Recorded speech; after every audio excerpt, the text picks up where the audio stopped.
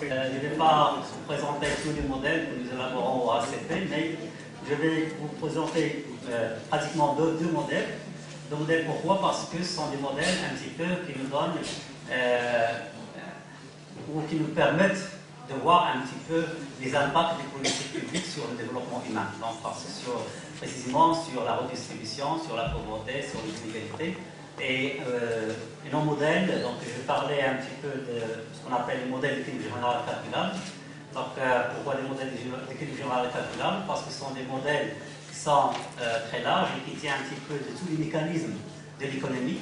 Donc, à commencer par les mécanismes macroéconomiques pour un petit peu se propager pour arriver en fin de compte à ce qui est microéconomique, donc au niveau des ménages. Ça nous a été en quelque sorte ce qui nous a permis de développer ce genre de modèle, parce que notre comptabilité nationale est un petit peu très avancée, donc elle adopte depuis un certain moment donc, les normes des Nations Unies de 1993. Il nous produit des tableaux de synthèse annuellement, donc tout ce qui est des tableaux de Treux, les tableaux de ressources emploi, le tableau économique intégré.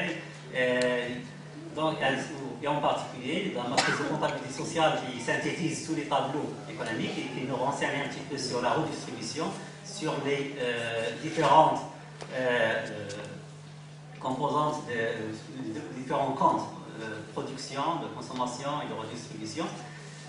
Ça, c'est d'une part un petit peu qui va nous cadrer notre partie analyse d'un petit peu ce qui est macroéconomique.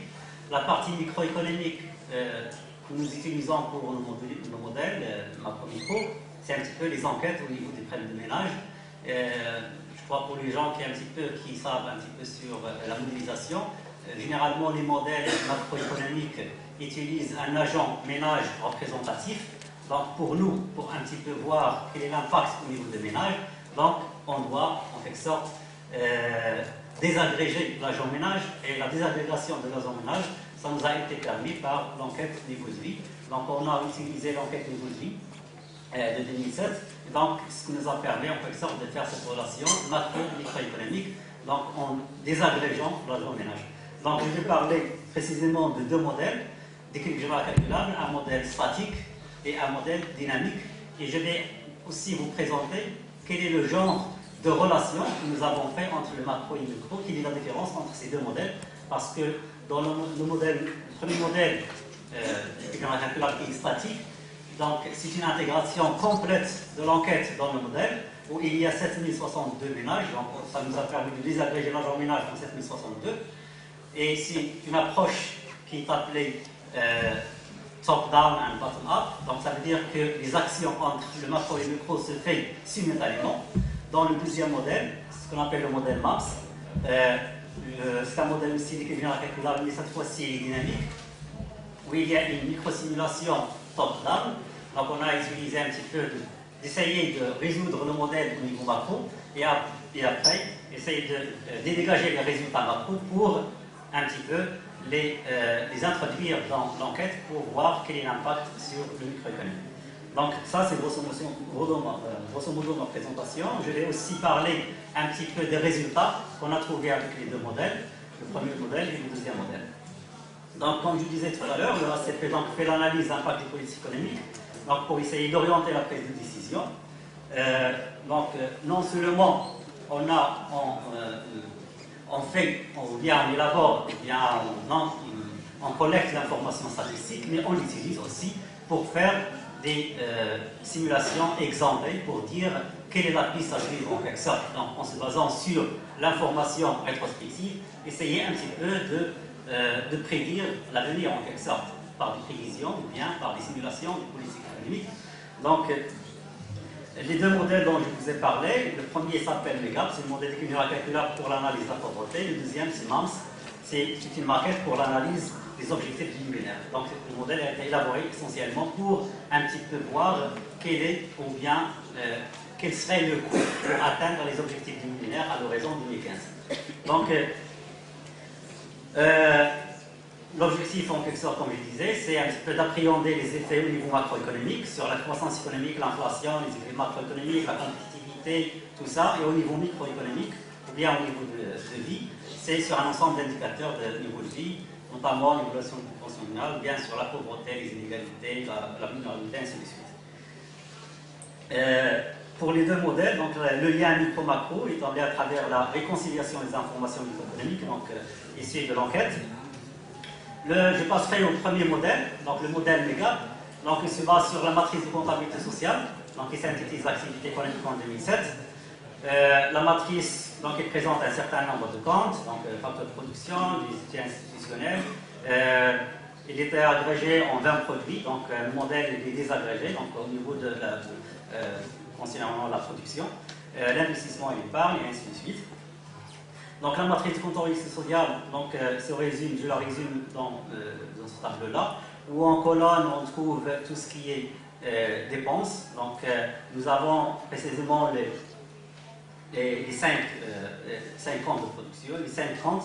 Donc il y a le compte de la production, le compte de l'agent économique, donc les branches d'activité, les interrelations, et aussi le compte d'accumulation. Donc en fait, la matrice de comptabilité sociale, ça résume en quelque sorte tous les différents tableaux de synthèse que la comptabilité nationale produise. Donc, que ce soit entre les institutions économiques ou bien entre les branches d'activité où il y a le tableau de ressources emploi, c'est des relations entre les activités économiques. Donc, le cadre théorique du modèle, donc je ne vais pas vous. J'ai essayé un petit peu de ne pas introduire l'équation, mais beaucoup plus un petit peu de parler de cadre théorique sans parler d'équation. Donc, généralement, dans les modèles général calculables, donc les décisions des agents économiques sont prises sur la base d'un comportement d'optimisation. Donc, les ménages optimisent leur utilité et les entrepreneurs optimisent leur profit. L'affectation des produits entre les marchés domestiques et les marchés extérieurs donc, se fait selon un modèle d'Armstrong. Ça veut dire qu'il n'y a pas une parfaite substituabilité entre les produits étrangers et les produits domestiques. Tous les prix sont pratiquement endogènes. Donc, ça veut dire qu'il y a une variation ou bien un coup de choc qui perturbe l'équilibre. Donc, il y a en même temps une variation des prix, une variation des quantités. Le modèle, son schéma global est de cette façon-là, où il y a les agents économiques au milieu et tous les autres marchés. Donc, il y a une interaction aussi bien entre les différents agents économiques et entre les marchés. Aussi, donc pour les marchés, par exemple, les facteurs, il y a des coûts de facteurs qui déterminent un petit peu les salaires et les coûts de capital. Donc, en ce qui concerne pour les ménages, donc, ils font de la consommation, donc ils utilisent leur utilité. Ils font aussi des transferts. Donc, les transferts, ça se fait entre les différents agents économiques. L'État, il collecte les taxes et distribue aussi des transferts. Donc, l'épargne, qu'elle soit publique ou privée, les relations avec l'extérieur se font à travers les importations, les exportations. L'activité économique, donc il y a les inputs, tout ce qui est consommation intermédiaire et tout ce qui est coût du facteur, donc que ce soit le capital ou le travail, et aussi donc ils vont sur le marché ou bien domestique ou bien à l'extérieur. Donc tout ça, se résume dans la matrice de comptabilité sociale qui, on la transforme en un modèle qui capte en quelque sorte toutes les interactions économiques. C'est pourquoi on l'appelle d'ailleurs un modèle général calculable. La microsimulation dans le modèle, donc la microsimulation, en fait, c'est l'interrelation entre le macro et le micro. Donc, comme je disais, la microsimulation dans ce premier modèle, c'est une microsimulation top-down et bottom-up. Ce que ça veut dire? Ça veut dire que l'agent économique, une fois qu'on élabore le modèle, on désagrège l'agent économique. Au lieu d'avoir seulement un agent économique qui optimise son utilité, on le transforme en des agents économiques, en des ménages. Ça veut dire exactement en 7062 ménages. Mais une fois, je ne vais pas introduire dans beaucoup de détails, donc, parce que c'est un travail qui est fastidieux, parce qu'il faut introduire les agents économiques, il y a une perturbation d'équilibre, donc il y a la reconciliation, ça veut dire que les données de l'enquête ne sont pas les mêmes des données de la comptabilité nationale, donc pour nous, pour rester dans cet équilibre entre la matrice de comptabilité sociale et les entreprises, donc on fait un travail dans ce qu'on appelle une méthode d'entropie en quelque sorte pour réconcilier les données d'enquête avec les données de la matrice. Donc ça c'est le premier tableau, le premier modèle. Et une utilisation qu'on a fait avec ce modèle, donc on a essayé un petit peu. Oh, pardon. Donc je vais un petit peu passer trop vite. Donc ici, je vous présente ici une des résultats de ce modèle. On a un petit peu essayé d'étudier le dilemme croissance, inégalité, pauvreté. Et donc, je ne vais pas présenter les élasticités qu'on a trouvées ici et tout ça, mais comme conclusion, donc on a dit que l'atténuation des inégalités pourrait améliorer la croissance économique parce qu'on a essayé de réduire les inégalités et voir qu'est-ce que ça va se passer au niveau de la croissance et de la pauvreté. Okay. Le deuxième modèle, c'est le modèle MAPS. C'est un modèle de sécurité générale calculable. C'est un modèle dynamique, donc un modèle dynamique qui permet d'examiner les contraintes de capacité et les cas d'arbitrage pour les réalisations des OMD. C'est un modèle qui a introduit un module sur les OMD.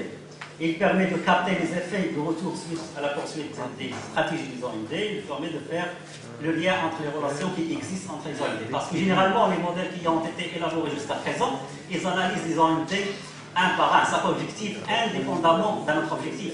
Ce modèle, il permet de capter l'interaction parce que le coût de réaliser chaque objectif indépendamment des autres, ça peut être élevé. Mais si on réalise les OMD en même temps, le fait par exemple d'améliorer la santé, il peut améliorer l'éducation.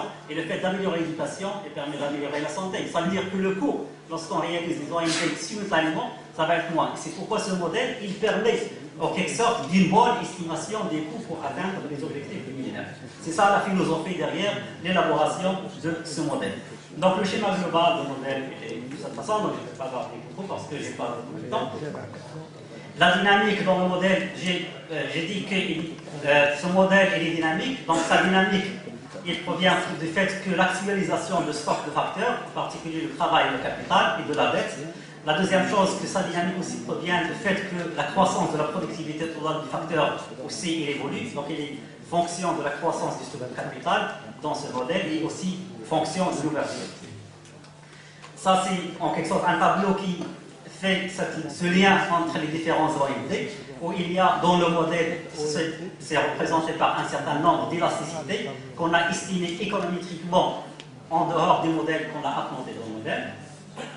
La méthode de microsimulation, comme je disais, donc c'est une méthode top-down, au lieu d'être top-down et bottom-up. Ça veut dire qu'une fois résoudre les simulations dans le modèle, on l'applique à l'enquête. Donc, pour terminer, le résultat, c'est un petit peu, on a essayé d'élaborer des scénarios pour les OMD à l'horizon 2015, et je vous remercie.